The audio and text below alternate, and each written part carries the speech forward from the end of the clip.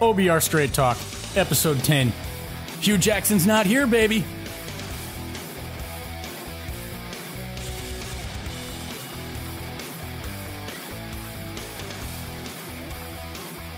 Welcome back to OBR Straight Talk, episode 10, I believe this is.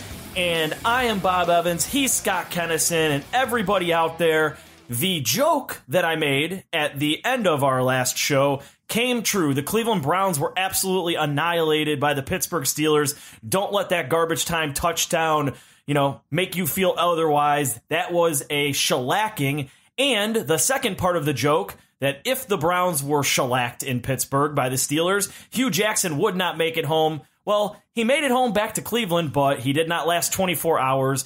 As we all now know, thanks to Twitter and more Twitter and more Twitter, because, Scott, that's how I spent 98% of my day, watching all of the rumors and the updates come to fruition that you have all heard here on the OBR for weeks now, as Hue Jackson was let go as the head coach of the Cleveland Browns.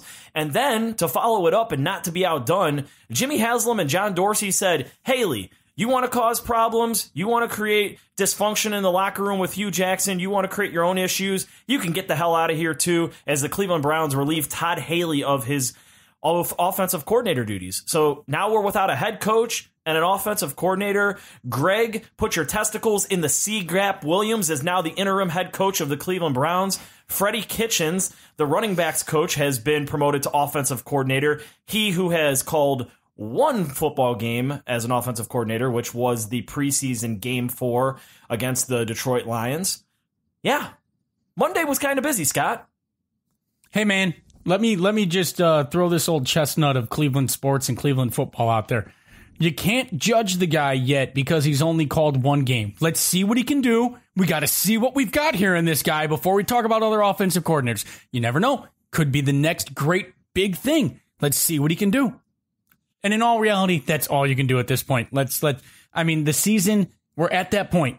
We're at that point that every single year we dread, where all that's left is to figure out where your draft position is going to be. You got a little bit more this year because you can watch Baker Mayfield develop. You can watch Nick Chubb develop. You can watch Antonio Callaway hopefully develop. David Njoku maybe develop and become into a player. You can see some of what you hope that the core of this Browns team, which, as I've said all along, even though, we juvenilely bashed Hue last week, apparently, and we were wishing that the Browns would lose, things are going to be good for the Cleveland Browns in 2019. You're headed in the right direction. As absurd as this sounds right now, it looks like you're at the door to hell and you've reached the abyss. Trust me on this. It's darkest just before dawn. And right now, there are a lot of good things in place for the Cleveland Browns, and when you get a competent head coach and not a buffoon who takes all three of his timeouts into halftime when he could have got the ball back at halftime and potentially gone down and scored before giving the ball back to Pittsburgh to start the second half, when you have a competent head coach who does one damn thing in 2.5 years to help his team win, things are going to be good.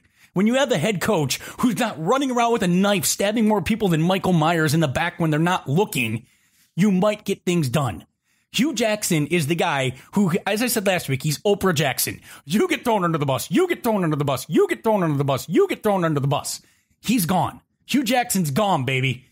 And now, maybe you can get some of the poison that has been in that locker room since 1999 out and start moving in the right direction. First action of Greg Williams, he's drawn up bounties next week for Kansas City. Too soon? Not too soon at all. I'm glad you brought up, everything that you said there, you hit the nail on the head, but I'm glad you brought up that point about us bashing Hue. So I wanted to take a moment and introduce myself. I am Bob Evans. I am the managing editor of the OBR. I am one of two people, along with Scott Kennison here, who put on this podcast. Last week, after our episode went live, in our comments, we had a listener. Well, I'm going to put listener in air quotes because this person complained about the podcast, and I'm not normally one to throw people out, under the bus like a Hue Jackson, but I need to put it out there. This gentleman felt the need to say that we perform one-sided Hue bashing, and for some reason the guys hate Nick Chubb. Scott, Hue Jackson was just fired after having a record of 336-1. Hue Jackson, as you noted, has spent the better part of the last 2 years throwing anybody and everybody else in the organization under the bus. Oh, it was Sashi Brown's fault that I could not coach this team to wins despite being in a number of games last year and leading going into the fourth quarter. It was Sashi Brown's fault that I didn't have my quarterback of the future in A.J. McCarron because I wanted to trade a second and third round pick to him, but Sashi magically didn't turn the papers in time. Oh, now it's Todd Haley's fault because Todd won't let me have influence on the offense, even though I brought him here to coordinate the offense. If you, before Hue Jackson got fired today, still thought that anybody was actually going out of their way to bash Hue Jackson on this podcast, dude, we didn't have to go out of our way. Hue Jackson literally made it easy. All we're doing is talking about the things that he's done. Why should I give a head coach a chance when at the time of the recording of the last podcast, he was 335-1? His comments are creating dysfunction in the locker room. One tweet today from Ian Rappaport. Baker Mayfield isn't exactly upset that Hue Jackson is gone. The franchise quarterback isn't upset that his head coach has been relieved of his duties. Newsflash to all the listeners out there. Hue Jackson is the root cause of all dysfunction that was going on in the Cleveland Browns locker room. Todd Haley, also root cause of all the dysfunction that's going on in the Cleveland Browns locker room. Pointing that out and discussing that on a podcast is not bashing somebody.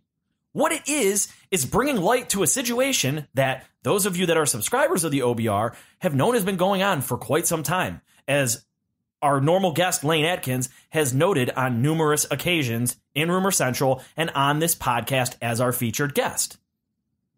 And to Nick Chubb, if your takeaway from the conversation that I had on Nick Chubb was that I hate Nick Chubb, dude, you're not listening. All you're doing is being mad that I disagree with your point of view that Carlos Hyde was bad and he needed to be gone. I've said it over and over again. Nick Chubb has elite potential traits, explosiveness, rare one-cut ability, this great ability to keep his feet moving and get extra yards after the tackle. And also, he hits small holes that nobody else can see on the offensive line. That's all been said. Nobody hates Nick Chubb. It's okay to hate a trade depleting depth at a position where, oh, guess what happened on Sunday? Duke Johnson caught 2 passes and went off the field hurt. I think we talked about that potentially. We did. So just because we differ in viewpoints about this team, just because we have maybe a little bit of a disagreement on how we view certain players, please don't go into the comments and start putting words into our mouths saying that we hate a player. We don't hate a player. If we hate a player, we will say we hate a player. Oh, I will. Go look for anything I said about Johnny Manziel for 2 seasons. Yeah. Okay. We both here on this podcast want the Cleveland Browns football team to be good again. But we're not going to sit here and wear rose-colored glasses and say, oh, man, well, Hue hasn't done a great job, but, he just hasn't had the players. And, he wasn't throwing Sashi Brown under the bus. He was just, pointing out a problem. Oh, he wasn't throwing Todd Haley under the bus when he said that he would, like to take care, get more involved in the offense. Dude, no. Okay. I just wanted to point that out for everybody out there because I appreciate all of you listening, but I'm not going to sit here and get in arguments with you, even though I kind of clap back a little bit on that post. We don't have to agree, but don't make up stuff saying that, we're hating on a player or that we're purposely bashing. Listen, Hue Jackson wrote the narrative. Hue Jackson wrote the storylines for us. He basically could have come in and handed me a script and said, hey, Bob, here's all the bad shit I said after the game. Go ahead and talk about this today. Thanks, Hue. I appreciate it. That's 99% of the time I listen to the press conference just to hear what stupid shit was going to come out of his mouth next. I'm the head coach. Hey, guys, did you know that? I'm the head coach. No, there was no bashing of Hue Jackson. He wrote it. It was easy to talk about. But you know what, Scott? He's gone. So let's dive in. A whole lot went on today. Where do you want to start? Well, first off, I just want to say I also think Nick Chubb has incredible talent. And my concern with Nick Chubb was in an offense that struggles to pass protect. Maybe you don't put a back who struggles in pass protection there. And as far as Hue Jackson, people, out of NFL coaches who have coached 40 games, Hue Jackson is 218th out of 219th in win percentage. It is not bashing Hue Jackson to state a fact that he is a god-awful coach. And I spent much of last year defending Hue Jackson, saying, I don't know if Tom Belashula could have won games with the last 2 years of Cleveland Browns teams and the human turnover machine, DeShone Kizer at quarterback and Commander Cody. That said, the Browns should be 4-3-1 this year if the head coach is doing his job. And the head coach is not doing his job. And at that point in time, I can't defend Hue. The numbers don't lie. Just like, Bob, one of the biggest disagreements you and I have ever had about the Cleveland Browns is Sashi Brown and Hue Jackson. When I said, I think Hue gets another year, and you last year said, are you insane? And how does Hue get another year if Sashi doesn't? The numbers don't lie on Sashi Brown. He put together 2 teams that won 1 game. That's the bottom line. Your job as a general manager is to win more than 1 game, even in a teardown in 2 years. Hue Jackson, you have won 3 games in 2.5 years as the head coach of the Cleveland Browns. It's unacceptable. You can't suck at your job that bad and keep your job. This would be like if you were a fire truck driver who never got the fire truck to the fire. You can't keep your job. At some point, there's competence. If you're a crane operator and you continually drop I-beams onto cars and passengers in the road below you and take out buildings, you're not going to have your job. You have to have a basic level of competence. And the bottom line is, as a head coach in the NFL, you're supposed to win games. But if you don't like that, if you don't like the basic facts that in 2.5 seasons as the Browns head coach, Hue Jackson could manage to win 3 games and tie 1, and that he is 218th out of 219th all time among coaches who have coached more than 40 games in win percentage, then I want you to tell me. Find me on Twitter, because I like to argue. Come at me on Twitter at Scott2824 and tell me what Hue Jackson has done in the last 2.5 years at any point in time to help his team win a game. Is it winning a total of 3 challenges in 2.5 seasons? Is it benching Josh Gordon in the first week of the season? What is it? Is it not running the ball at all last year when you had Cody Kessler and DeShone? I throw to the other team more often than I throw to my own Kizer? Is that how you win football games? I don't know. Is it telling man, I really got to shut that off. That's the computer showing an alert for me in my email box. Thank you, computer. Is it any of that? What has he done in the last 2.5 years at any point to help this team win a football game? And what has he done to show you that he's a leader? What has he done to show you that he inspires faith in the men that he coaches? Let me tell you something about Hue Jackson. I think this is all you need to know, and this is on his epitaph. When they interviewed Jabril Peppers at the end of the year last year, and they asked him about what he had learned and what coach had the biggest impact on him, it wasn't his defensive coordinator, Greg Williams, that he mentioned. It wasn't his head coach, Hue Jackson. It was his special teams coach, Chris Tabor, who he said had the biggest impact on him and taught him the most about how to be a football player and a man in the NFL. So that should be your head coach. It should be your defensive coordinator, because he spent more time playing on the defense than he did in the special teams. Okay? That tells you where your leadership was on that team and where your leadership wasn't in the Hue Jackson era. And it wasn't from Hue Jackson. You know, it's funny that you bring up Jabril, because, and we'll continue to talk about Hue throughout tonight's episode, because, you know, it's obviously the biggest news. But one thing I want to point out is, over the past 2.5 years, there's been this stigma and there's been this common theme that Hue Jackson is loved by the players. All across the NFL, everywhere he went, everybody loves Hue Jackson. Some intriguing things after he was fired today. I already noted about Baker Mayfield, you know, the report through Ian Rappaport, who's as plugged in as anybody, that Baker Mayfield wasn't exactly sad to see him go.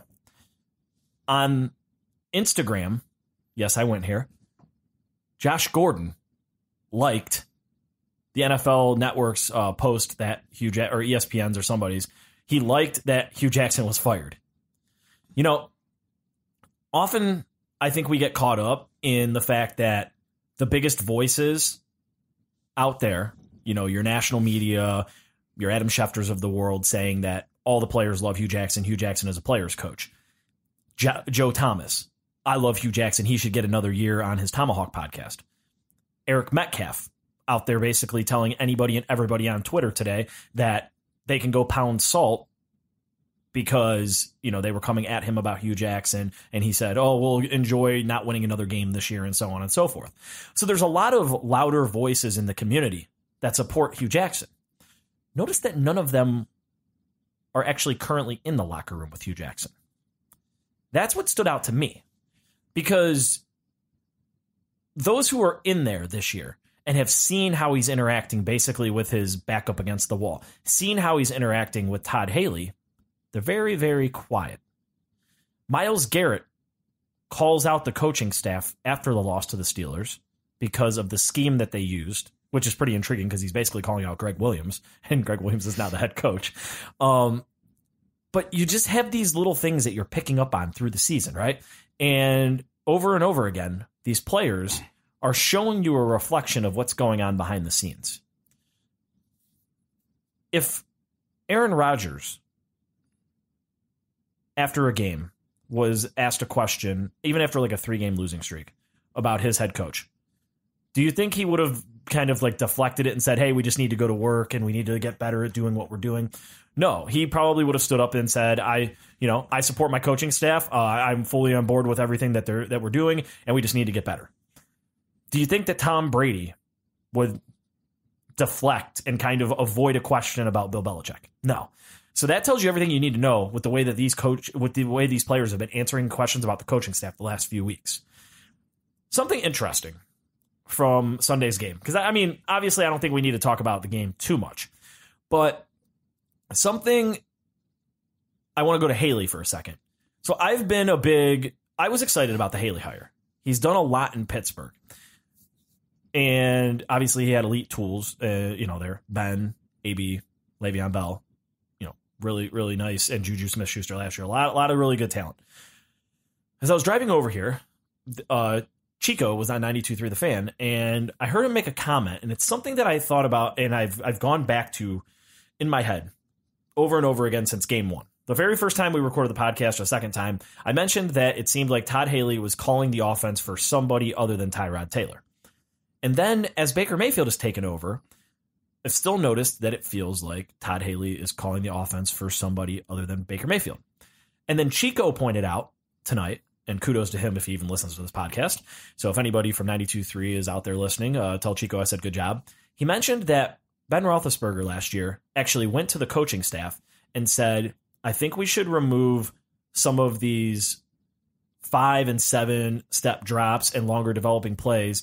I feel like I'm as I'm getting older, some of these plays down the field are less efficient for me, and I just don't have the same where I can really pick defenses apart underneath and be more accurate and be more efficient. Obviously, Haley wasn't receptive to that, and Haley wasn't kept. The guy that was behind Haley is promoted to offensive coordinator, and Ben is having one of his most efficient passing years as a pro and one of his most accurate ones. So fast forward, we're here now, right? We have 2 offensive tackles who are struggling mightily, to be nice. We have a young quarterback who's suddenly getting happy feet in the pocket and looking to get the hell out of there before he gets hit. And what did we still have going on with Todd Haley? Long developing plays with young receivers and receivers who are struggling to separate. So when Chico said that on the way over here, I was just like, wow. I've been very, very big on Todd Haley and thought that he could be, good for Baker Mayfield. But when I go back and I hear that about what happened in Pittsburgh, and then you watch it all unfold and you see that this Pittsburgh defense, it's incredible to me. I don't know the exact number, but I think like something stupid, like 75% of their sacks on the year have come in the 2 games against the Browns.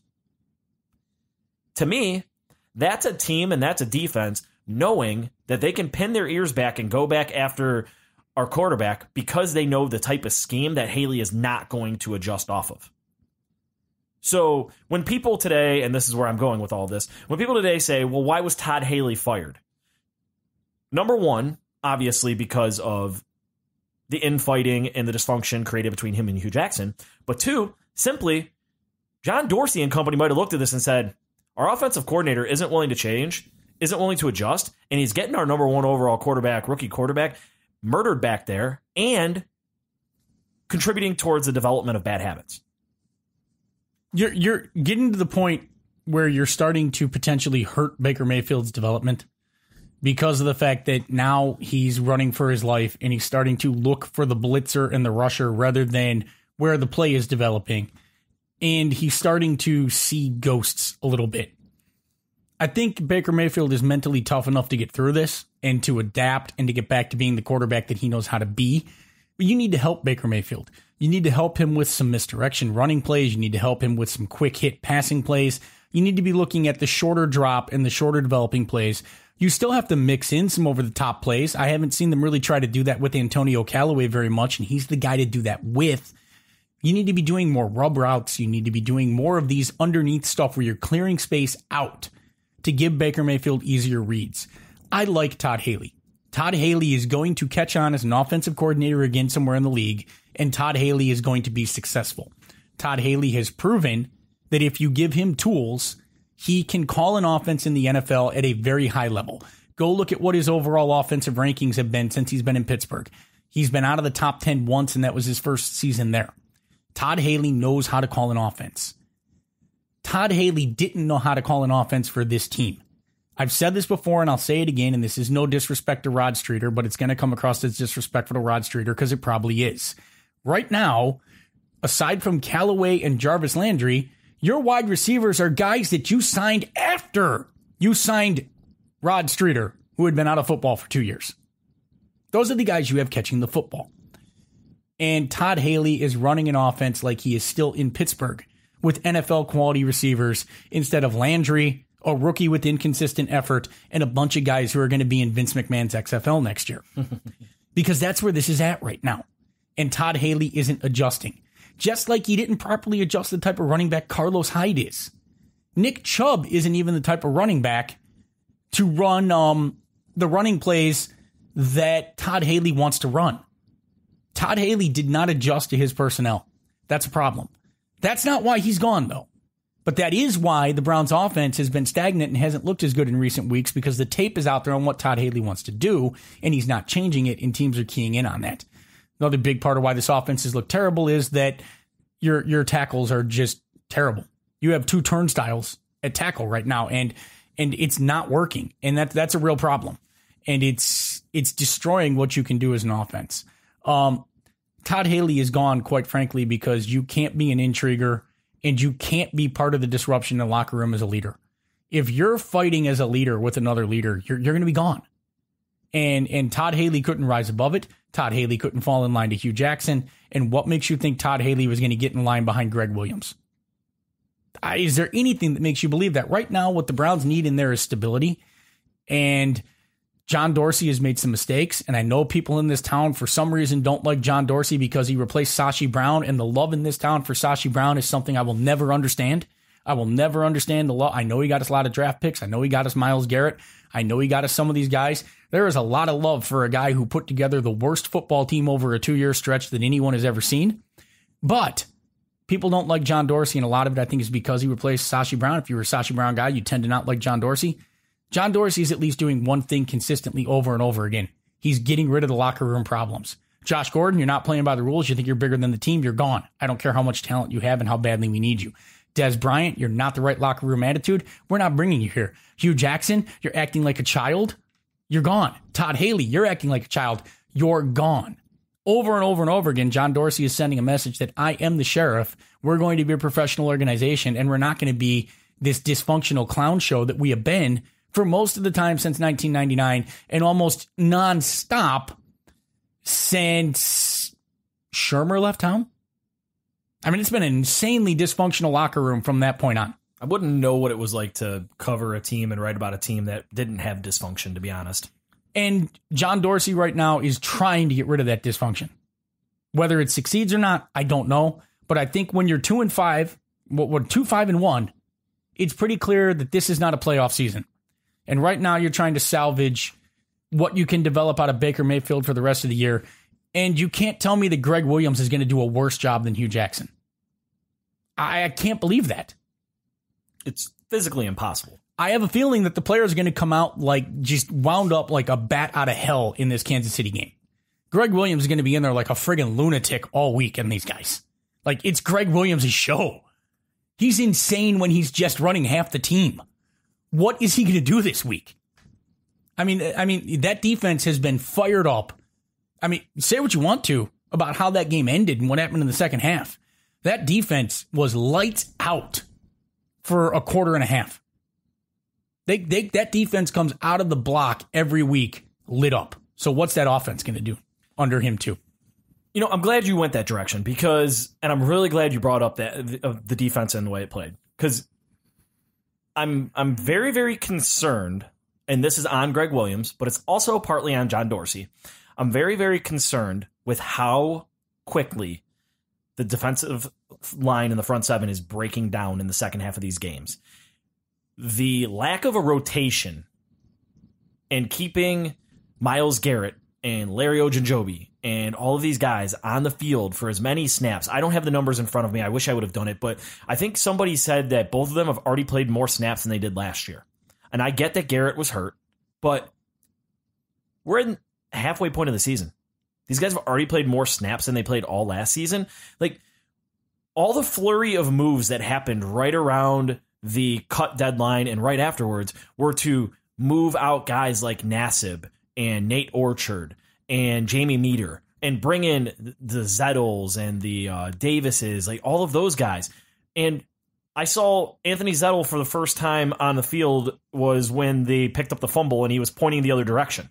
Like that, I figured that it was the early fumble, not the special teams one, but it was the other early one. That's the first time I've seen Anthony Zettel all year long on the field. You know, you went out and you signed Chris Smith to be part of that rotation so you didn't have to use Myles Garrett for heavy snaps. Like, regardless of what happens, Greg Williams needs to realize I need a rotation. And if it's a talent problem, dude, you have a third-round pick just chilling on the inactive list every single week in Chad Thomas. If he's not good enough, put him out there. I don't care. Get him out there and try to get something out of him. Because clearly sitting on the sidelines, he's not doing you any good. And clearly the guys you do have active for the game are not playing. Or, you know what? If he's not good enough, freaking cut him. Like, I don't want to be that guy that just says we need to cut a third-round pick already. But he's taking up a roster spot. The trade deadline, you know, as of recording this on Monday night, is less than 24 hours away now. Go out and get somebody. There's back end of roster guys or guys that play themselves out of the rotation that could probably be had for these horde of 5th through 7th round picks that we suddenly have for trading everybody off. Like, you cannot continue, not for this season and not for their futures, to have two of your best players on your defensive line playing this many snaps in a game, because you watched it happen. James Conner was kind of bottled up in the first half. Second half, just running wild. The defense is tired. You could see that the defense had nothing. You could see the lack of effort. And it's in a lack of effort because you're tired, because there's nothing left to give. Yeah, I don't want your mind can tell you to go, and sometimes your body just can't respond. And I'm not going to look. I say lack of effort, yeah. But what I mean from lack of effort is there's nothing left to give. Okay, you're good. That's why I was jumping in there, not to cut you off. But I saw a lot of people on Twitter. The defense is quitting. They've all quit. No, they're not quitting. Yeah, sure, they might be tired of the dysfunction going on in the coaching staff, but they're freaking dog shit tired. Like, they've had so many injuries already, and they're just tired. I mean, you lost Joe Schobert, so most teams, what would you do? Go get another linebacker and work him into the rotation, right? Nah, not Greg Williams. Kirksey, more time out there. Avery, more time out there. Just cover up all the snaps. Did you see Joe Schobert, who doesn't leave the field, is playing? Do you see what I think he did to try to get away from his depth issue at linebacker? They're playing base nickel. Did you catch that? They're playing a lot of base nickel. So I saw you tweet about it, and I have not done because of all of the craziness and everything that happened today. Like, the only reason that I was like caught up with everything is because I was kind of, and you can yell at me later because I didn't have it already out there, I was kind of informed late last night that this was going to happen. So I actually, I felt like shit anyway. So I actually took a sick day from work today.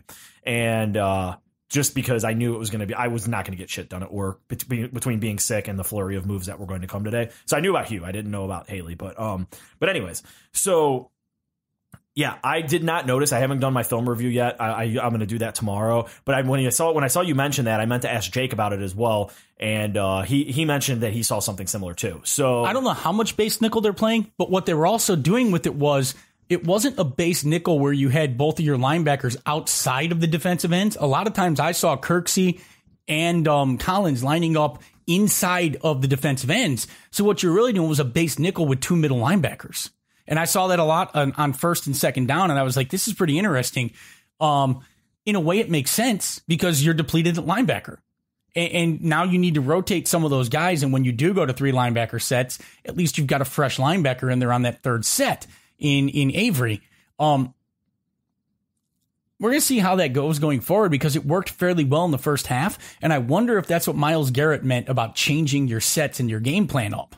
So be interested to see what they do there. But the real problem, I agree with you. You have no depth on the line. Your line is toast for the second half, and that's a huge part of why the defense in the second half hasn't held up. And you're dead right. All 3 of those players that you named, Nate Orchard, Carl Nassib, and Jamie Meter, are proven NFL depth guys. You don't probably want any of them starting on your team, but they're all guys that can come. Look, I've never been a Nate Orchard fan. I kind of think Nate just stands there and gets blocked out of plays, and that's what he's done for 3 years, is get blocked out of plays. But you can at least put Nate Orchard out there as depth and know that he's not going to give the game away. He can go out there and play as your depth linebacker. And Jamie Meter is a good depth tackle. And the same thing, Carl Nassib, if he's a guy rotating in at defensive end, hey, he's good for that role. I mean, he's starting on the Buccaneers, but he probably shouldn't be. You're probably not happy with that. I don't understand. This is one of those things that you were still doing maybe a future move and evaluating what you had, but that definitely could have helped your defense, and maybe that gets you a win in Oakland, and maybe it gets you a win in Tampa. And I don't mean to bring it up to rehash those moves. You know what I mean? Like, I don't mean to do it to like rehash and like try to throw John Dorsey under the bus or anything like that. It's just, it's just little things like that you should have anticipated. You should have, even if it wasn't Carl Nassib, you should have gotten a player who would actually be part of your rotation. Instead of letting Meter go and bringing in Devorah Lawrence from the Saints, who you traded for, and then you cut him, and now he's on your practice squad, and I don't know if he was made it up to the active roster again. But instead of having those guys on the back end of your roster taking up spots, why not get guys in there that have proven that they can at least play 10, 11, 15, 20 snaps over the course of the game, and keep a guy like Larry Ogunjobi fresh. Keep a guy like Myles Garrett fresh for when you need him to go out there on 3rd and 8 and pin his ears back and get to Ben Roethlisberger in the third quarter in a crucial situation, not pin his ears back and have nothing left in the tank and get steamrolled by the left tackle. Not saying that happened, but it's just it's mind-boggling to me. So with Williams taking over, I need them to get this damn defensive line rotation handled. I just don't know what you're going to do because I think Greg Williams has made up his mind that he doesn't have the depth to play a rotation. He's just got to get as much out of his guys as he can. And that's a problem because the Browns are like, if you ever watched horse racing, I used to love going to watch the trotters at Northfield Park. You'd always see that horse that comes flying out in the first half lap and it's dead on the back end and everybody laps it. That's the Cleveland Browns defense. It comes flying out of the gate. The problem with the Cleveland Browns, especially on defense, is not the ones. The depth chart for the Cleveland Browns 1 through 16 on defense is pretty good. The depth chart in the Browns after that is no. Depth chart in the Cleveland Browns on offense on the starters is pretty okay. Overall, when you're talking about starters versus starters, the Browns are in a good spot against a lot of teams in the league. They're not better, but they're not outclassed in a lot of cases. Where the Cleveland Browns have a huge problem is when you get to players 23 to 52. And maybe it's more like 30 to 52. But you should expect that. Nobody likes to hear me say this. It's the broken record moment.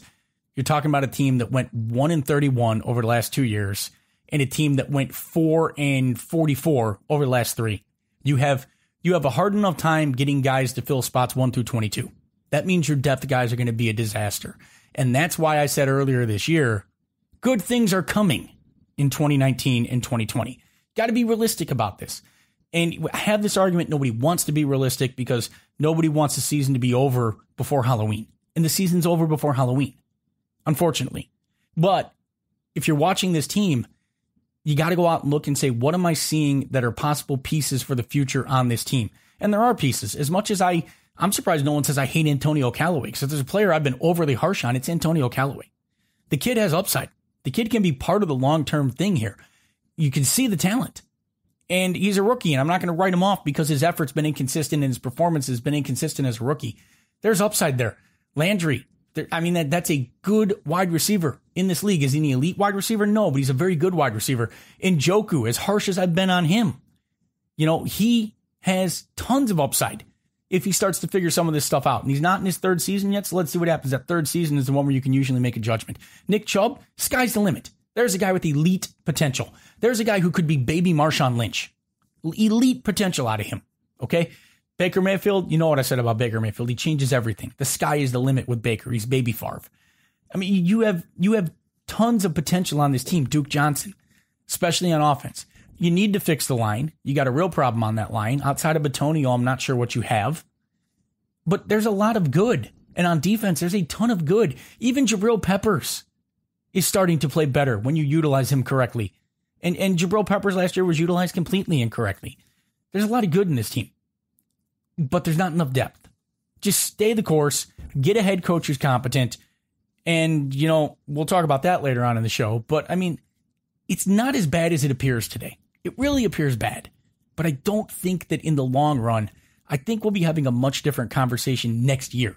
Not playoffs, maybe playoffs. We'll be talking about a team next year that might be 4-4 right now, or 3-5 at the worst. The season won't be over next year at Halloween.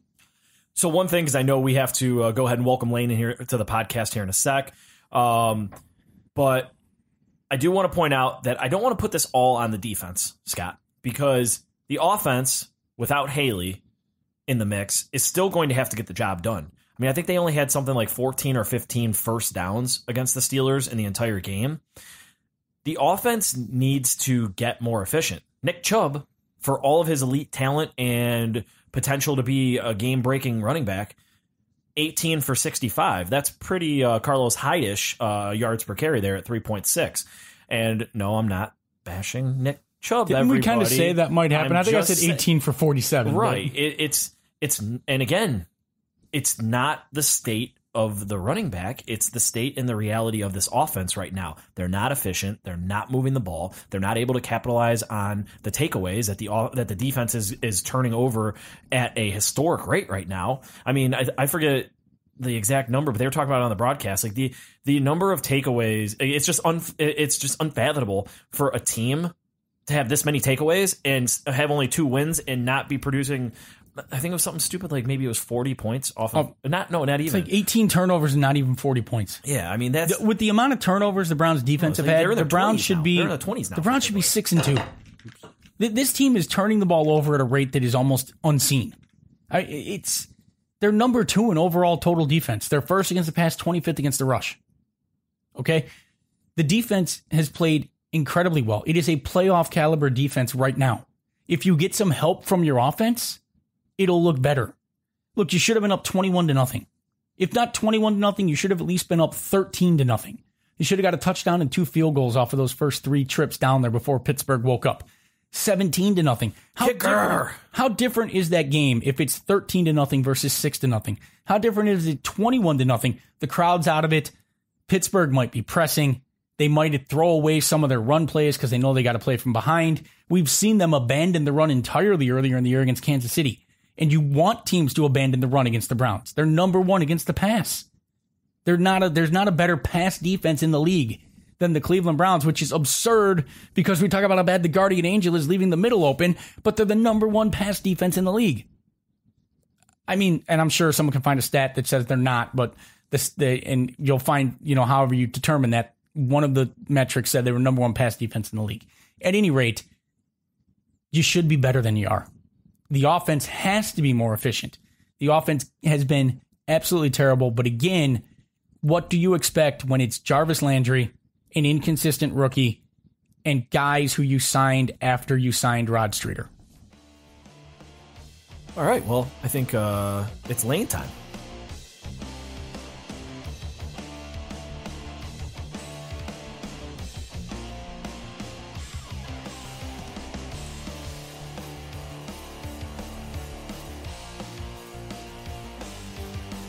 All right, everybody, as I said, we have now brought him back, the godfather of podcast central here on OBR Straight Talk. He's the man, the myth, the legend, the guy who likes to call me out on Twitter because I took a little longer to retweet his Rumor Central post than usual on Game Day. Shots fired. Lane, how you doing tonight? I'm doing great, and there is no excuses. When that stuff gets in that forum, that shit needs posted. Thank you very much. Well, you know what we need is we need some kind of notification system that notifies me when you post in Rumor Central. So maybe we need to talk to Barry and the tech guys because, you know, I don't get notifications, so I got to sit there and refresh. So, gentlemen, I'm feeling very awkward right now. You are our John Dorsey. You have to run this shit. Get it right. I will talk to the tech guys and we will see what we can do. But anyways, Lane, obviously nothing big happened in Cleveland over the last 24 hours. We got rid of a Lou, we got rid of a Hue, we got rid of a Haley. That's kind of like a Huey, Dewey, and Louie, right? So let's start right there. Obviously, you've noted for weeks and months now that things weren't going well in the Browns front office over in Rumor Central. And what I mean by front office, I'm talking about the relationship between Haley and Hue. So let's start with Hue. Any surprises that it happened already after the Steelers game? I know we kind of talked about it last week, but any surprises that it happened after this one? No, I mean, as far as I'm concerned, there's nothing that's really surprising. You had a toxic environment brewing in Berea. You had two guys who, you know, were at the center of that, the head coach and the offensive coordinator who didn't see eye to eye, offensive coordinator who really didn't pay attention to what the head coach had to say. Not that I could really blame him too much, but, you know, that's beside the point. You know, there was a chain of command. You know, this was inevitable. We talked about this happening back when Haley was hired. So it's not a surprise. It's done. They got rolled. Time to move on. So following up there, Haley, to me, at least, I understand that he had played a role in the dysfunction and the back and forth with Hue. I was a little surprised to see them move on from both Hue and Haley today, and mainly because, you know, you've got a guy in Freddie Kitchens that's going to ascend to the offensive coordinator position who, you know, hasn't called plays in the NFL aside from that fourth preseason game against the Lions. So I thought that they were going to keep Haley on through the rest of the year, especially since, you know, many of us thought that Haley was a John Dorsey hire. Well, he wasn't directly a Dorsey hire. You know, he came recommended. It came through the Pittsburgh chain. But the thing that comes down to is that the dysfunction and this toxic environment that it was created by these two guys.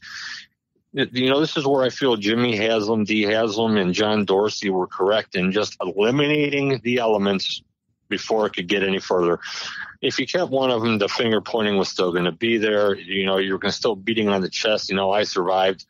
The best thing to do was to cut bait. You had Freddie Kitchens there, who has been in this game a long time. He's respected and experienced. He's going to step in here, and, you know, he can't do any worse of a job than what we've seen so far. And as far as the head coaching situation, you know, Greg Williams gets to step up to the plate, which means, you know, this football team is going to be tough. They're going to be spazzing all over the place. It's going to be interesting to see what happens here in the next couple of weeks. So my concern in this, at this point, mostly is for Baker Mayfield and his development. And I'm slightly afraid when you have a guy who may have been around for a while, maybe very well respected, but hasn't called plays in the NFL, now asked to call plays for a rookie quarterback with a decimated wide receiving core and a running back who struggles in pass protection primarily. Is there a fear here that this could further? I think in the last couple of weeks, Baker Mayfield's development has been hurt by some of the collapsing, you know, depth level on this team, as well as the coaching infighting. Is there a real fear here that this could further erode Baker Mayfield's development? No, they're going to run the football more. There's going to be less 7-step drops. They're going to get him back out of the pocket and get the ball out of his hands. You know, that BS of, you know, every deep with wide receivers that can't get off the line and can't separate. You know, you're not going to see all that. You're going to see things that get this ball out of his hands. You're going to run the football, and you're not going to worry as much with your left tackle and right tackle who are in your hip pocket, you know, a second and a half after the snap. It's all going to be geared to protecting him, making him comfortable, doing the things that he is comfortable doing and what he can do. And they hope to evolve and develop from there. I want to expand on that a little bit about the 5 and 7 step drops, because it's something that we actually talked about earlier on the podcast, and it was noted in Pittsburgh that Ben had actually gone to the coaching staff and asked them last year to move out some of those longer drops and the longer developing plays in order to take advantage of his ability to get the ball out quickly and accurately. So, do you really think? And I'm keying in on the offensive tackles here. Do you really think that scheming it differently to get the ball out of Baker's hands is going to have that much of a positive impact on him already here, or should we still be considering some moves on the tackle positions on the line? Sorry, it's a double part question. Well, you have to look and address the tackle positions if you don't see the development that you're looking for.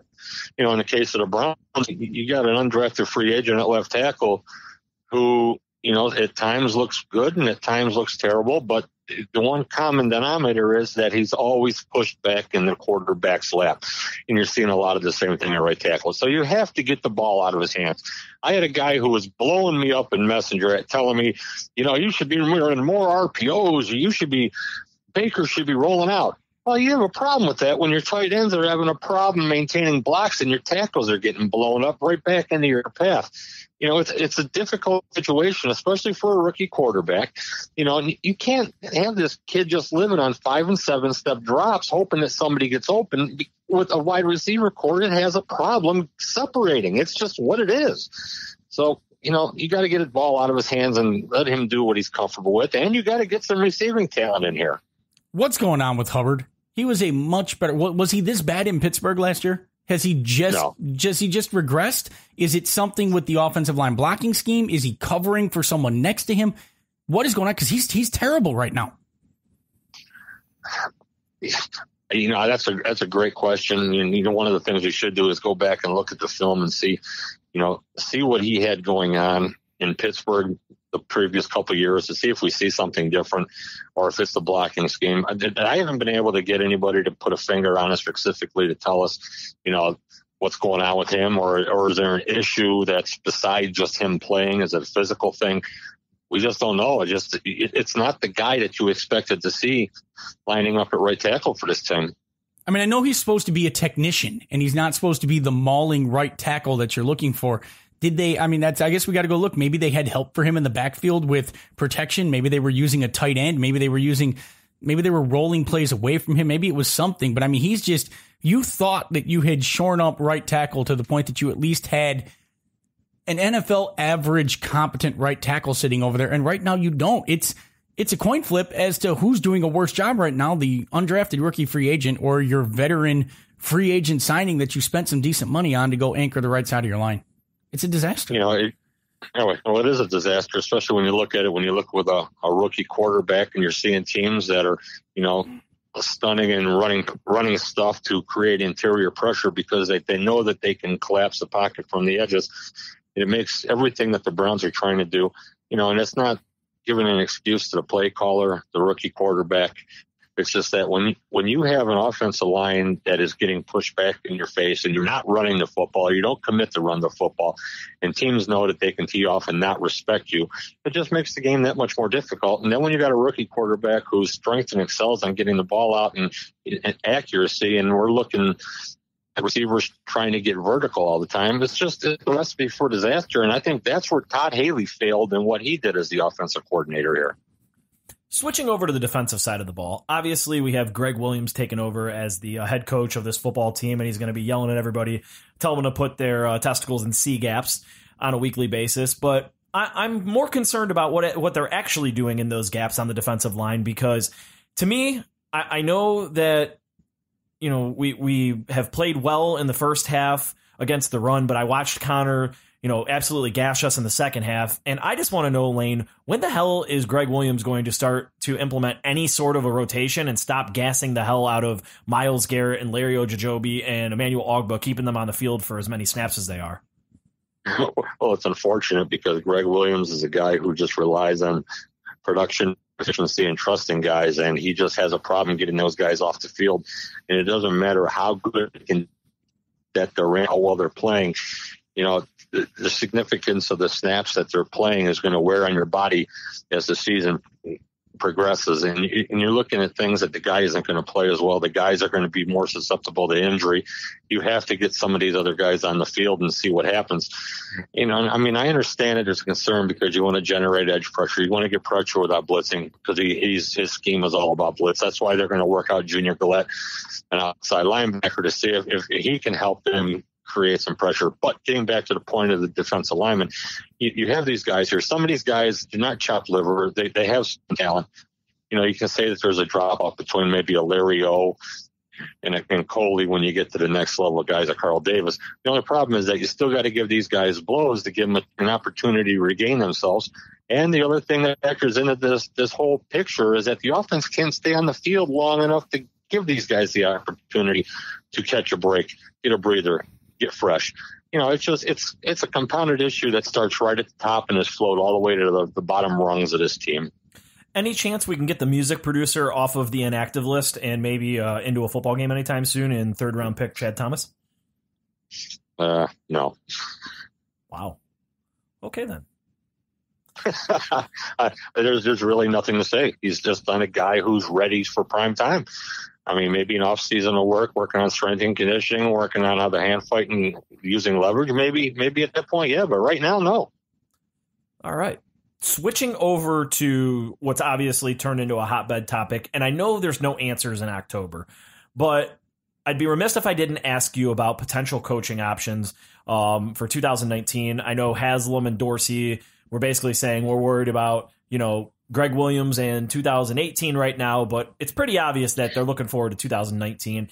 Any potential names that you've heard out there? I'm not asking for you to say, hey, it's 95% certain that Dave Taub is going to be the next head coach of the Cleveland Browns, but, just some names for the listeners out there to keep an eye on that maybe didn't see, the articles that we had on the site today.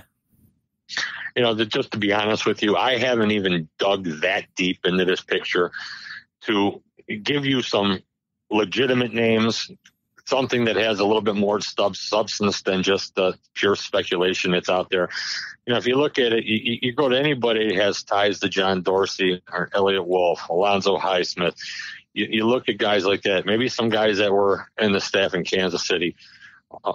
You can look in the college ranks. I think that they're going to look for a guy who's on the younger side, who's more of a dynamic, to continue forward with this thing. But right now, I haven't dug in that deep with the names because to me, we're 8 weeks in to the NFL season, and there's just so much that can happen during this whole period of time. This team, what happens if this team goes 6-2? I said, you're going to get rid of Greg Williams, or you're going to let him coach this team? There's just a lot to go on, and I haven't absorbed the rest of it yet. I know who I want to be the next Cleveland Browns head coach. Get your sweater vest ready. I want Jim Tressel. I'm kidding. Jim Tressel. I'm kidding, but no, I'm not. But I'm kidding. So Lane, I want to throw a name out there, and I know that I didn't prepare you for any of this, but when I was doing some research for the article that I had ready to roll as soon as Hue was fired today, one of the names, if we're looking at retreads, because I wanted to classify it by collegiate guys, first timers, and retreads, a name that popped out to me that kind of fit what you were saying, minus the age thing, of the Dorsey-Wolf connection tree, was Joe Philbin. Mm-hmm. And for those of you out there that don't know, obviously Philbin coached the Dolphins, and he's back as OC of the Packers now after a stint with the Colts. But he was with the Packers organization for almost all of the entire time that Dorsey, or pretty much a good chunk of the time Dorsey was there, and obviously Wolf was there because his dad was there. So aside from the age thing, because you were probably paying a little more attention to Philbin's tenure in Miami than I really did, any chance he would be in consideration for the job? I'm not sure if you see him in consideration for the head coaching job. They would know him as well as anybody. And you go back to the situation in Miami, there was some problem with structure, some problem with actually working hand in hand with the front office, which you wouldn't think would be as much of an issue with guys that he was familiar with. Guys played for him, not the best team, a lot of inconsistency. I would be surprised if he was a guy that you see landed on the sidelines in Cleveland as a head coach, maybe in another role or capacity somehow, because being an offensive coordinator in Green Bay, you're not calling the plays. I mean, you're getting offense ready, but you're not calling the plays. That's McCarthy's gig, and it's hard to tell what's going to happen in Green Bay after this year too. So, that's just another name that's going to be thrown out there possibly at some point. I can't believe we're here again because I don't want to believe that we're here again. And I was a guy who was really happy when they hired Hue Jackson. And I got to own that. I thought Hue Jackson was going to be the right hire, and he wasn't. I almost feel like, though, that we're going to get a retread head coach, but I feel like, and this is weird for me to say because I'm always the guy who wants a head coach who's been a head coach before. I feel like in this case, we need to look for a coordinator, or we need to look for, as we said, we talked about the guy without naming the guy, a young, dynamic innovator from the college level, which screams Lincoln Riley.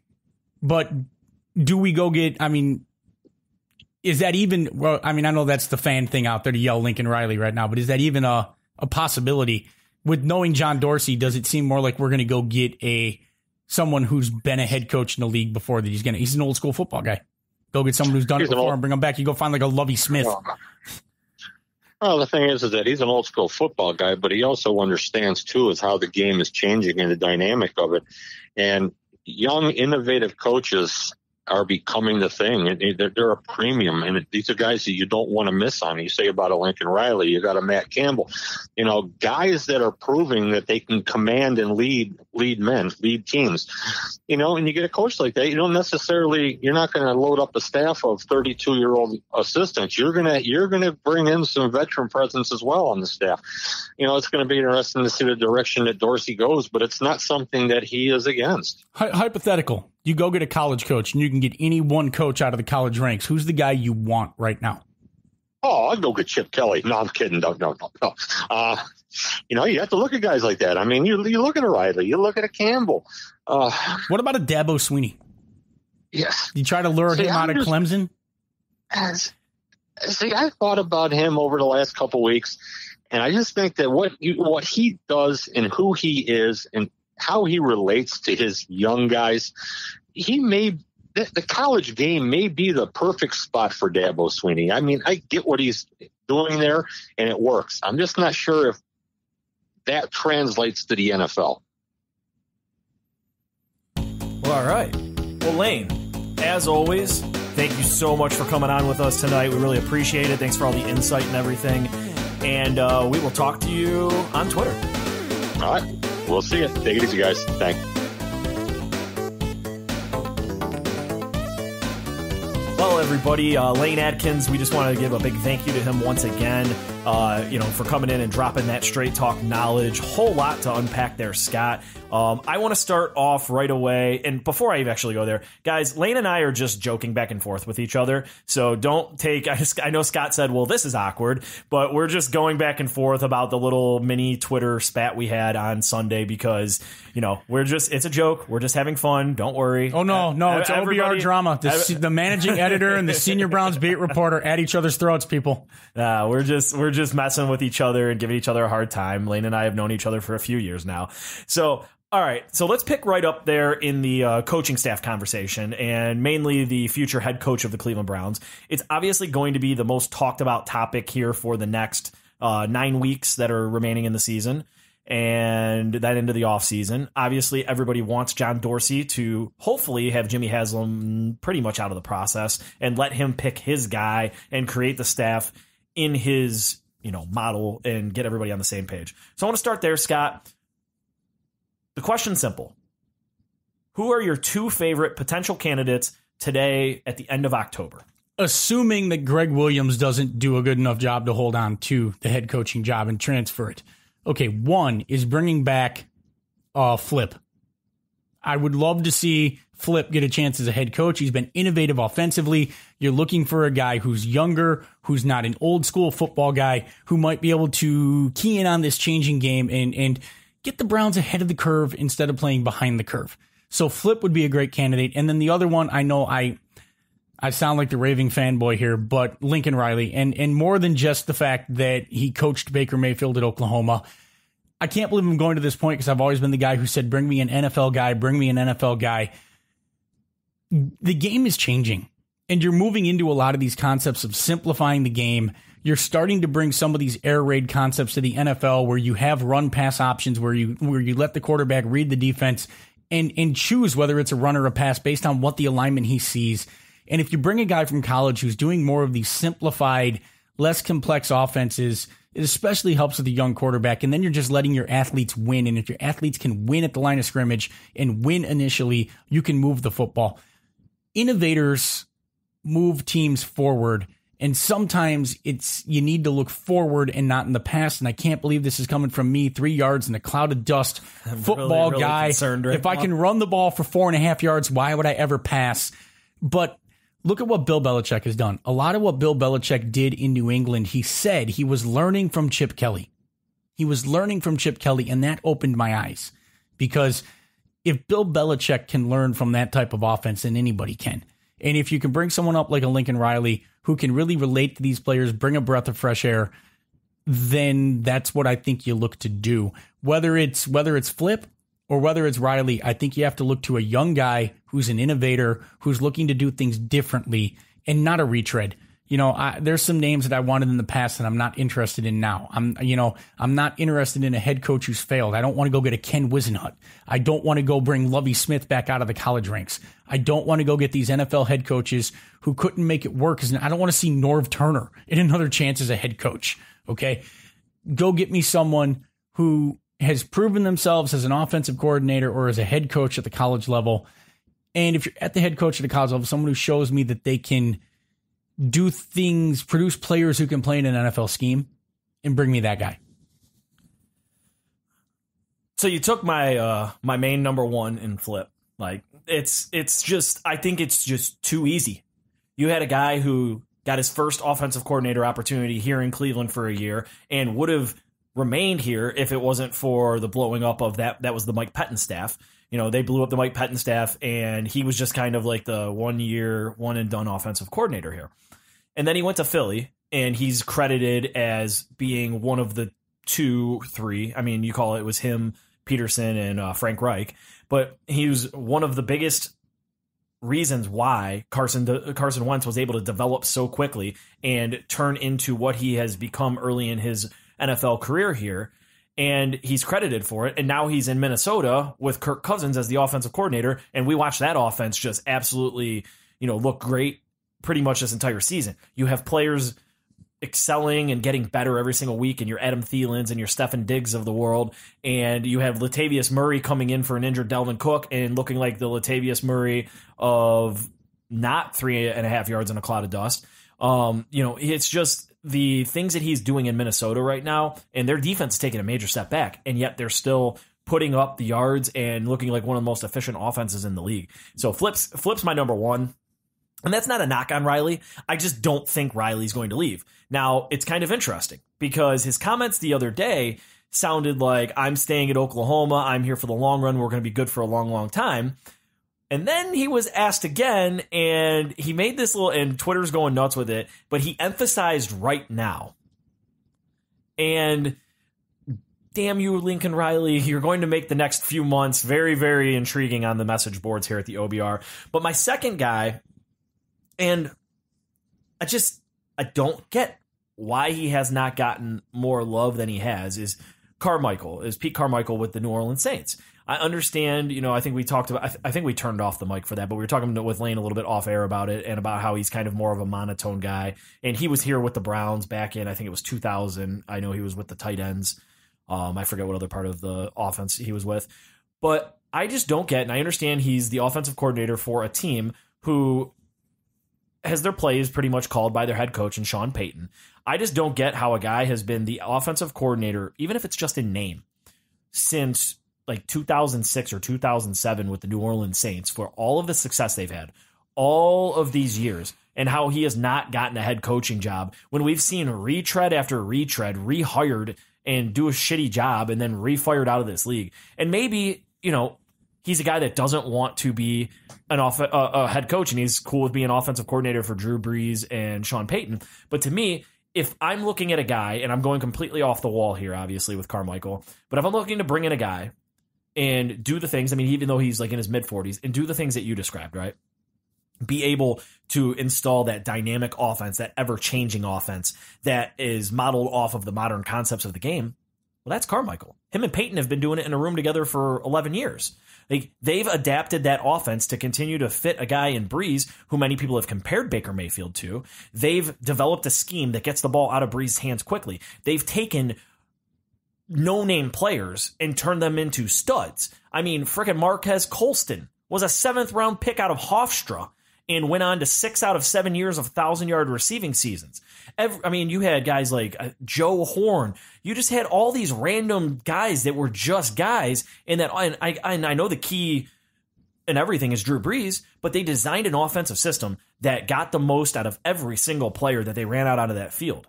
So if I'm looking for a guy that can fit those credentials as well, and I can't get Flip, maybe Flip goes somewhere else. Lincoln Riley stays in college. And I still want to get that. And he's not going to be a guy that's going to be like, oh, man, we just got the home run hire. Like, that's not going to happen. But I think he's the type of guy who can say, all right, guys, listen, this is what we did with Drew Brees for the last 11 years. Pretty good, huh? Pretty good offense down there in New Orleans for like 11 years. Baker, you do a lot of this. Let's get to work. Okay, yeah, you kind of know what you're doing. You've been one of the two people running one of the best offensive attacks for the last 11 years. So that's why I like Carmichael as my second option, and that's as of today in October. I don't know who the hell are going to actually be the realistic options. My top 2 coaches today could be vastly different in 2 months. We're getting Romeo Crennel. We're getting Romeo Crennel back, people. Old school football guy for an old school GM. All right, so before we head on to the... Bob's like, I'm moving on from that. I'm not even going to dignify it. All right, so... Before we head on and give our predictions for the Kansas City game this weekend, and we're not going to break it down too much for you guys because we've, probably been on this podcast for over an hour already or so. Yeah, hour and 6. Yeah, but we're not going 2 hours for some of you out there tonight. So we could, though. If you want to challenge us, we definitely can get to the 2-hour mark easily. All right, so let's dive into our OBR subscriber podcasts questions. And sorry again for everybody, I've kind of posted this late. It was a little bit of a busy day. The first one comes from Evil Elf. Evil Elf asks, wouldn't it behoove the team more to have an NFL life like Taub, talking about Dave Taub of Kansas City, to lead the coaches and players rather than an offensive guru at the head coaching position? Hiring someone like this could allow for a young, flexible offensive coordinator to operate comfortably. To piggyback on that, isn't the hiring of the OC the single most important piece of a coaching staff in today's league? Let's start with the second part. Is hiring the OC the single most important part of a team, of the coaching staff? I don't know if I agree with this. So this philosophy in football today is that the offense is everything, and that if you outscore your opponent, you're going to be okay. But ultimately, when you get to the playoffs, you still have to be able to play defense, and you still have to be able to run the football. So some of those old school concepts still come in. And the other thing that is forgotten is that no matter how high-powered your offense is, if your offense is scoring a lot of points and it's scoring quickly, your defense is on the field for a long time too. So it depends a lot on the structure of your team. What is more important? Gone are the days when you can do what the Baltimore Ravens did and just have an amazing defense and a terrible offense and win a Super Bowl. Even the Seattle Seahawks, the last defensive juggernaut to go out and win a Super Bowl, had a better offense than teams past. It's probably the position that, if I had to say what was more important, yeah, I guess I have to agree at this point. Your offensive coordinator is a little more important than your defensive coordinator, because the offensive side of the ball, to people like Pat Shurmur, you got to score more points than the other team to win the football game. It's a tricky question. I guess you're right that the offensive coordinator would be the most important of your assistants. So the real question is your offensive coordinator more important than your head coach? And I don't know what the answer is there, because if you don't have a head coach that lets your offensive coordinator do what they know how to do, then you can have the most talented OC in the world, and it's not going to matter. Taking the first part of the question. So I get the allure of a guy like Dave Taub. He's revered around the league. He's been known as one of the best commanders of his unit on the team for many years. Everybody wants to say John Harbaugh. John's the one in Baltimore, right? Yeah. John. Yeah. Well, I don't know. I always mix that up, even though I know Jim is the one up north. So John Harbaugh, former special teams coach, ascended to head coach. Great run in Baltimore so far. And even though many are considering that he might be on his way out eventually here in the next couple of years. So I do agree that Taub would be a nice natural fit for a team. I don't know. It's all going to depend on what he can bring with him. Because if you have a guy like that isn't a master with the offense or a master with the defense, and he's just kind of the great game manager because of how great he's been on special teams and managing that aspect of the game, like I think that fits nicely into your head coach position in terms of game management, clock management, timeout management, all of that, which are things that obviously Hue was lacking here for the 2.5 years. But sometimes I fear a guy because maybe I don't know. I don't know what his offensive background is, and I don't know what his defensive background is. But I fear a guy who's really good at managing the overall aspect, and because it's kind of like we're going into that CEO role that we were joking around about Hue going into now. If he's not, and this is where I'm at. Sorry, I know I'm rambling through this, but if he fears getting involved with the offense because he's not never been an offensive coordinator. I don't know if that's his background. I don't think it is. If he fears getting involved in the defense or making a suggestion over there, like those are the things that would scare me about bringing a guy like Taub in.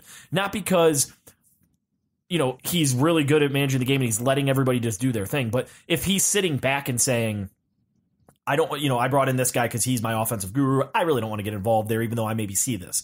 I'm just going to let him do his thing. He's an offensive guy. I kept Greg Williams around as a defensive coordinator because he's a badass, and but I don't want to overstep there. So that's my kind of concern there. I know it took me a while to get to it, but so I think Taub could be a fine NFL coach. Absolutely, everybody loves him. He obviously has really good roots with John Dorsey, and they know each other well. And from everything we hear, they're very tight. But it's the only things that would scare me about a guy like Taub is that, he might be a little more hands off than I would like. I don't hate it, but if you're going to have a guy who's going to have a management style that is that way, then you got to make sure that you have two very good coordinators to run each half of the team. And it's not a terrible idea.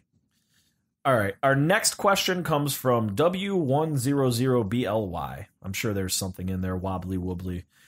He asks, the fact that Kitchens has never called plays is not what concerns me. I witnessed Maurice Carthen prove that a history of calling plays does not preclude success. My concern is wondering whether this may be an overload of duty and responsibility. What are your thoughts on this? What aspects of Kitchens' history gives you some hope that this ship may be righted? I want to, if I could start that, because I believe... Have at it. Yeah, we just talked to Lane about that a little bit. And, the history is that he had... From 2013 to 16, he was the QB's coach in Arizona, and he was well known around the league as one of the reasons that Carson Palmer revitalized his career there. And so everybody, and I know Bruce Arians was the man there, but a lot of people inside and outside that organization said he had such a great impact on a guy like Carson Palmer.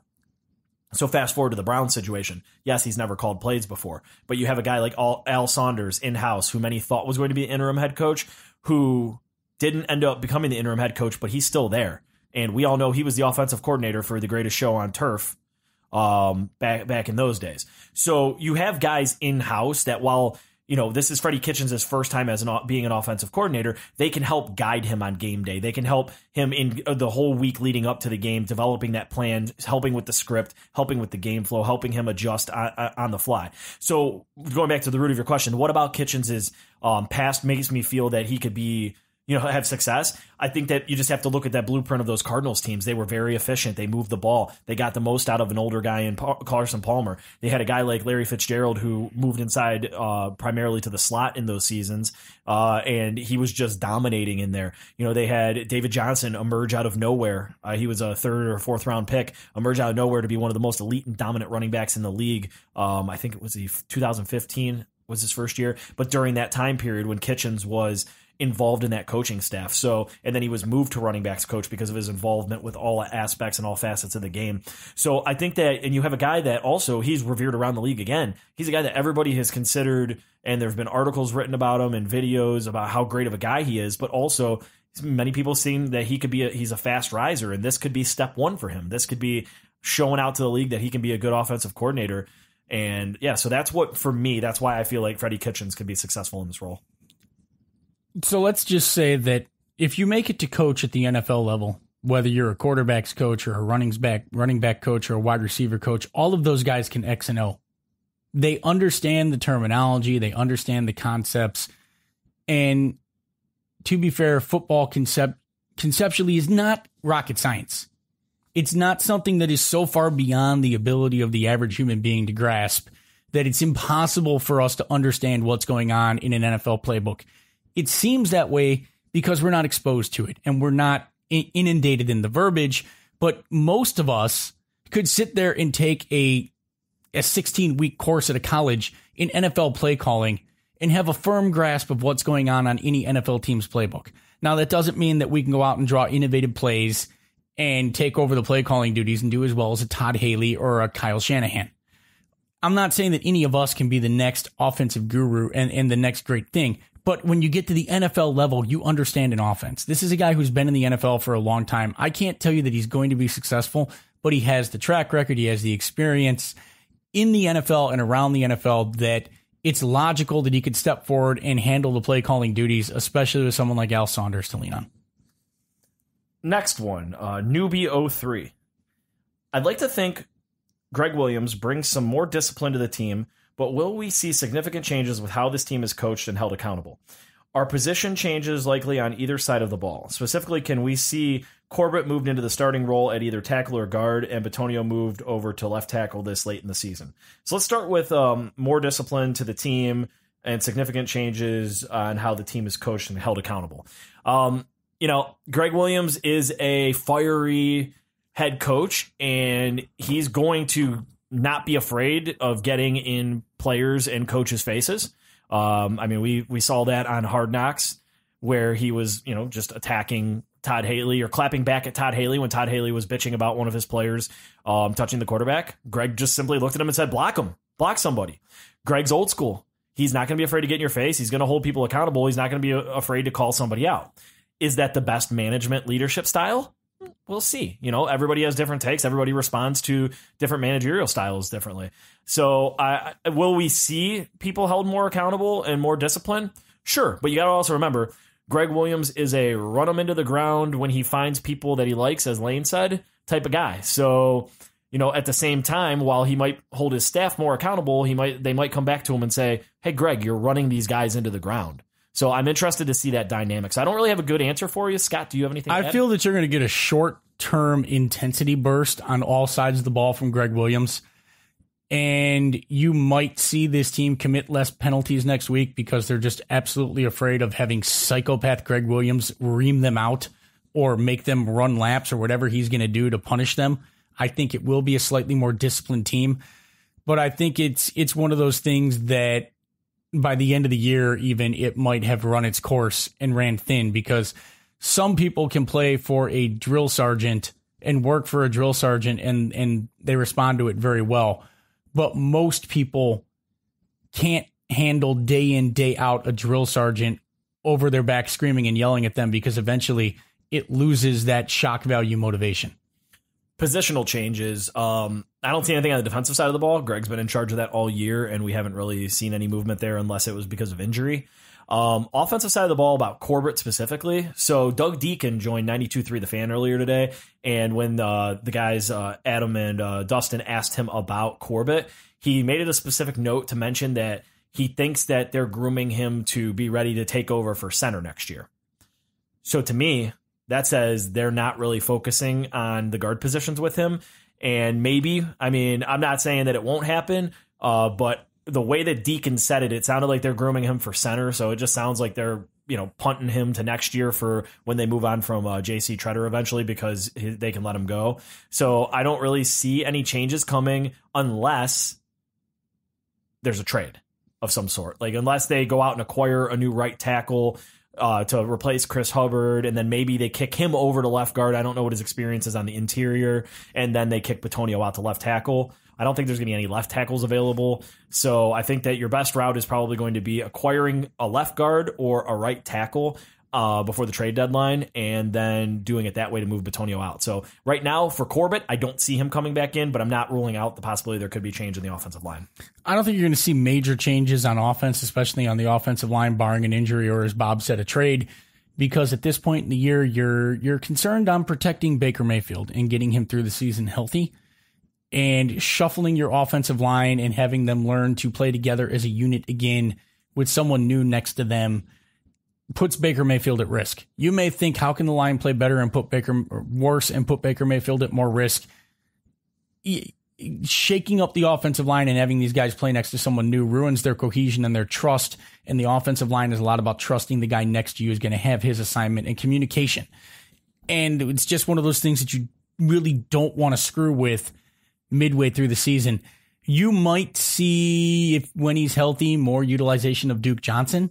It's very possible that you have a guy step up and say, this is my chance to be an OC. This is my chance to be a head coach. I'm going to use all the talent that I have. But I don't know. I don't know what you have on offense to majorly shake things up. Can you get DeValve healthy enough to get him involved in the offense? Okay. Could you use Duke Johnson more? Okay. But the changes you're going to see on offense, I think you're going to be mostly limited to schematic, because I just don't know how much talent you have to shake up. Final question from our awesome OBR subscribers. We appreciate all of these questions. It comes from Artemis Prime. Do you see any reason to believe that Haslam will get this right? All we have seen from this guy is that he's incredibly skilled at creating toxic environments. I know you like to sound off on Haslam, so I'm just going to go quick here. Do I think he can get it right? On accident, yes. And by on accident, I mean is that he got lucky when he got a guy like John Dorsey. And this is coming from a Sashi Brown guy. He got lucky when he got a guy like John Dorsey. John Dorsey's going to have his screw-ups. He's going to make his mistakes. But John Dorsey is very well respected around the league. There's going to be a lot of people with what John Dorsey has assembled here in year one with Baker Mayfield, Denzel Ward, Nick Chubb. There's going to be a lot of good head coaching candidates out there that are going to be knocking down the door to get involved in that. And, a bevy of picks again next year and cap room. There's a lot of good that can be done here. So I think that by default, Jimmy Haslam might be able to get this right because he's going to let John Dorsey do it. I'm going to watch Bob's head explode here. Jimmy Haslam could not get this right. D. Haslam could not get this right. John Dorsey can get this right. And unlike in the years when you hired Mike Pettin and Rod Chudzinski, where you got the eighth guy on your list after everyone you interviewed said no thanks, and Adam Gase said, nope, I'll stay on as the offensive coordinator here and hope a better job comes along another day. This is not, and when you went and got Hue Jackson, this is not the same Browns team. The Browns are actually a semi-attractive job right now for all the reasons Bob said. You have a ton of cap space coming. You have a ton of young talent, in addition to the guys, even though I've ripped on them, Njoku, Callaway, Landry. You have talent on this team. You have a franchise quarterback. Regardless of what anyone says, it's very probable you have a franchise quarterback. You have a talented running back. You have a guy like Duke Johnson. You have guys on this team on offense who can play well. You put an offensive line around them and a coaching staff that's not infighting. And you've got to believe that if you're worth your salt as an NFL head coach, that you can win with this team. There's a lot of talent on defense. Whatever side of the ball you're looking at as a coordinator, you've got to like what you see here, and you've got to like the potential to build and add with the draft picks and the cap space. And then you've got a respected, experienced football GM like John Dorsey. You're not coming in to wonder if a lawyer with an analytics hobby can get you the talent that you need. And I know Bob hates it when I refer to Sashi as the lawyer with an analytics hobby, and a baseball guy can find you the NFL talent that you need to win football games. As a head coach, and look, football guys love football guys. As a football coach, you've got a football guy making those decisions up in the front office, and you have a respected front office. So Jimmy actually did something right here, and he got a front office that people respect. And now you've got some talent. And so the Browns are actually a job that, whether you're a coach jumping up from college or whether you're an NFL coordinator on the rise, it looks like a place that you can actually go have success. And the biggest key to this is that hatchet man Jimmy Haslam gave the 218th out of 219 head coaches 2.5 seasons, even after he didn't win a game in his second season and only won one game in his first season. So now you've got to believe that you have time to get it right, because the worst coach in the history of the modern era got 2.5 seasons. So yes, there is reason to believe that John Dorsey can get this right. And by extension of hiring John Dorsey, Jimmy Haslam can claim he got it right. Well, all right. I mean, we've talked about a lot so far. We've talked about Hue. We've called out some podcast commenters. We've had great conversation with Lane. talked about the Steelers game. I think the only natural way to end this is Browns Chiefs. Let's just go quick predicts. All right, let me lead it off here. The Browns win in a shootout. And one of those games that make you scratch your head and go, where did the Bizarro Clowns come from? And the Browns win this thing 51-45. Greg Williams has this team running around on all three sides of the football, special teams, offense, and defense, like maniacs with their hair on fire, their pants on fire, and someone pouring a vat of acid on them.